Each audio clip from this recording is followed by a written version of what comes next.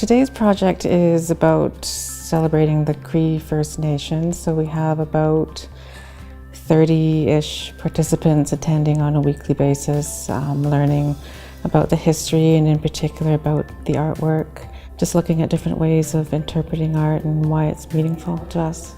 So the premise of the whole workshop is actually been developing the spirit of the horse. And in the Cree culture, the horse is Mistatim, that's the name for the horse. And it means big dog, and it's actually a very powerful, sacred animal within the Cree realm, the spiritual realm. In George Littlechild's art, if you know his art, he often incorporates Mistatim, the horse, that's the Cree word for horse. And so he's getting us to do the same thing, incorporating the horse into our art projects and our pieces.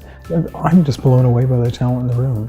I mean, I'm giving the guidelines, this is what we're doing, and the people are just jumping and doing the work. There's very few people that are having issues. So it's been a real treat and a joy. Well, we've come as a family, so my wife and our 2 daughters, and so there's been a really strong connection there of doing these projects, sitting around together as a family. And then because there's other families that are here and you get familiar with folks, we share a meal together to begin with. So you build connections with other families, and that's wonderful. Participants are saying they're really enjoying learning about culture, and I've seen a lot of people come out and say, you know, there's so much that I didn't learn growing up, and so they're coming here feeling like it's a safe place to do that without any kind of judgment. This project in and of itself is about healing through culture.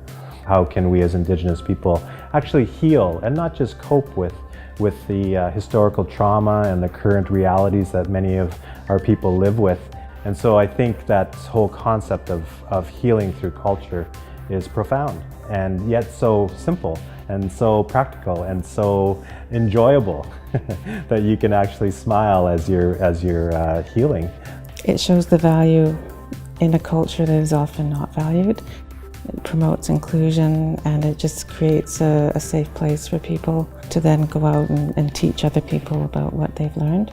They say there was no word for art in Indigenous languages because it was just simply a part of life.